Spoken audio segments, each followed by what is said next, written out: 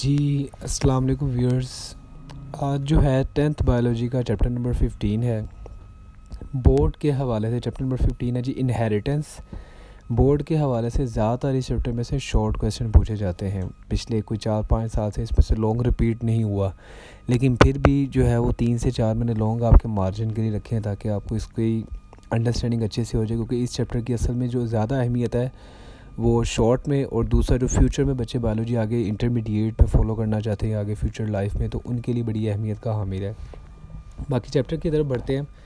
सबसे पहले जो शॉर्ट क्वेश्चन की इसमें से वैरायटी ली गई है, तो सबसे पहला शॉर्ट है define genetics, inheritance and traits. बिल्कुल स्टार्ट पे छोटी छोटी सी 3 डेफिनेशन है। ये अक्सर बोर्ड में शॉर्ट में पूछ ली जाती है, बहुत ज़्यादा अहम तो नहीं है, जस्ट टॉपिक कवर करने के लिए डेफिनेशन को ऐड अप किया गया।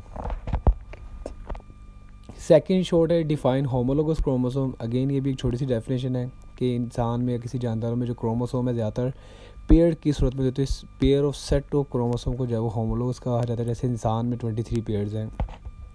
थर्ड शॉर्ट है differentiate between gene and allele. Gene क्या चीज़ है और अलील क्या चीज़ है। जीन की डेफिनेशन जो आपने how does chromosome of DNA of chromosome work, जो टॉपिक है ट्रांसक्रिप्शन ट्रांसलेशन के पास से लेनी है। स्टार्ट पे जो लिखी है वो चैप्टर के वो इनकम्प्लीट डेफिनेशन है। फोर्थ शॉर्ट है डिफाइन न्यूक्लियोसोम एंड लोकस। जो डेफिनेशन है न्यूक्लियोसोम की, ये बहुत ज़्यादा अहम है, बोर्ड में कई बार रिपीट हुई है, तो इसलिए आपने न्यूक्लियोसोम की डेफिनेशन को अच्छे से याद कर लेना है, और इसमें जो हिस्टोन प्रोटीन का नेम है वो लिखना या मेंशन करना नहीं भूलना आपने।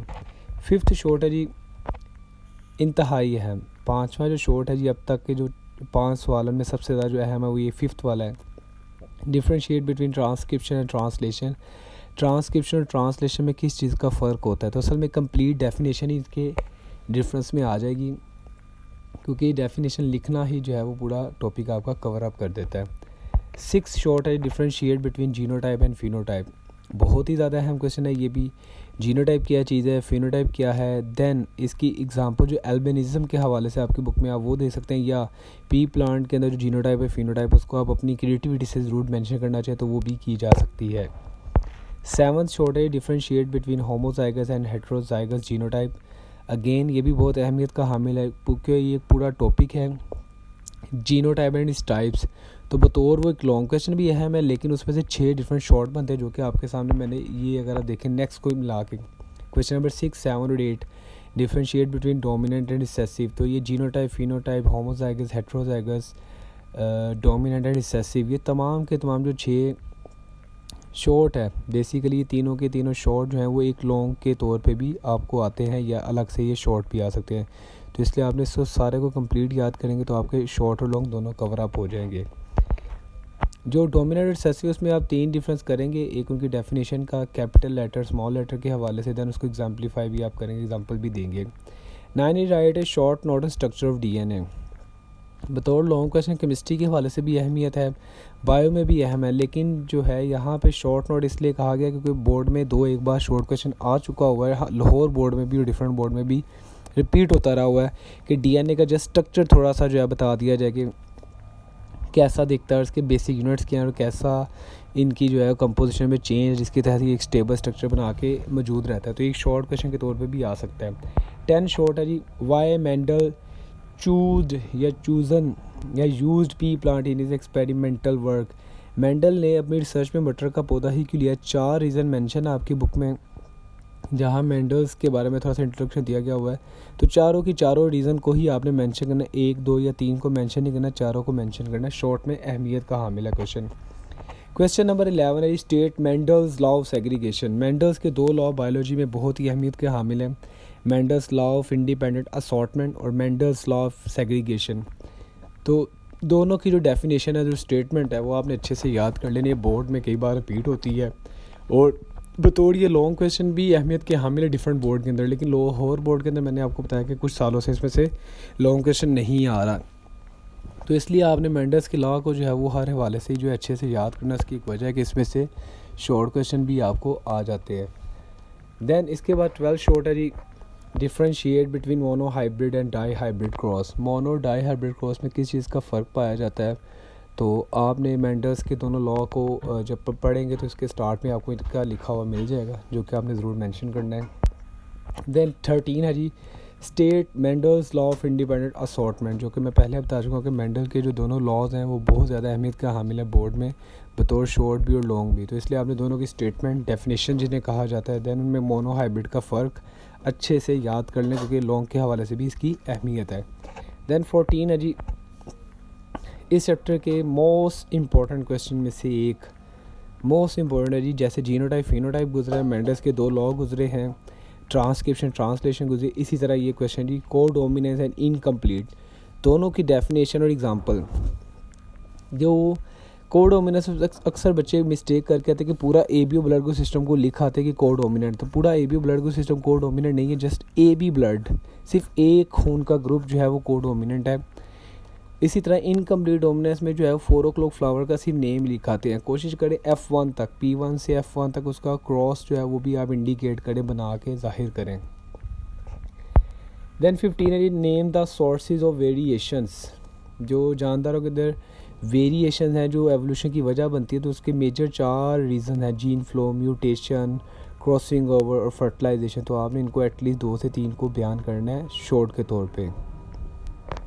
क्वेश्चन नंबर 16 है differentiate between continuous and discontinuous variation, बहुत ही अहमियत का हामिल है क्वेश्चन शॉर्ट में और MCQs में और प्रैक्टिकल के हवाले से, जैसे कि आपके रिसेंट बोर्ड में प्रैक्टिकल भी होंगे, तो लास्ट प्रैक्टिकल माना जाता है 10th का ये करते वक्त, तो ये बड़ा अहमियत का हामिल है, इसलिए आपने इस क्वेश्चन को अच्छे से यहाँ पे समझ लेना है शॉर्ट के तौर पे और प्रैक्टिकल के तौर पे।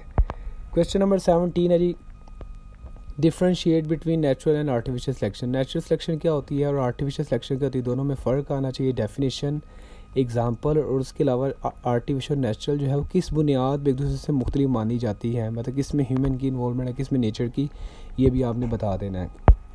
देन 18 है डिफ़ाइन एवोल्यूशन, इस क्वेश्चन को 3 से 4 मुख्तलिफ नज़रियात के तहत पूछा जाता है। What is evolution, what is biological evolution, what is organic evolution, या what is theory of evolution.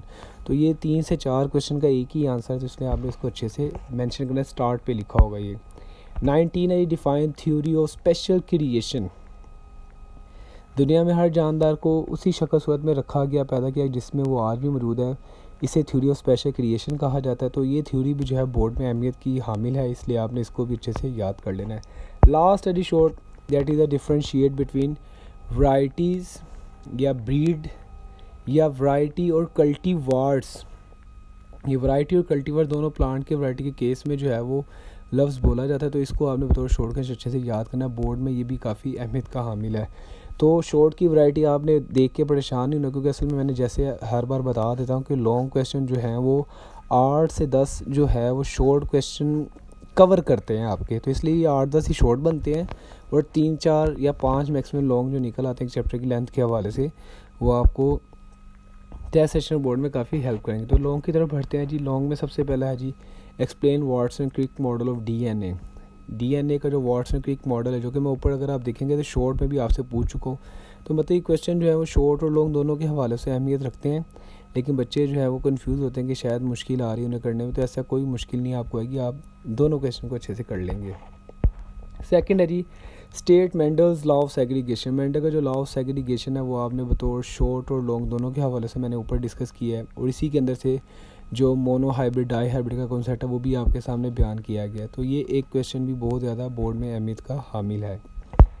Then third है जी state Mendel's law of independent assortment, तो मेंडल का जो लॉ ऑफ इंडिपेंडेंट असॉर्टमेंट है ये भी बोर्ड के हवाले से बहुत अहम रहा है, जिसमें से मैं ऊपर शॉर्ट क्वेश्चन भी डिस्कस कर चुका हूँ।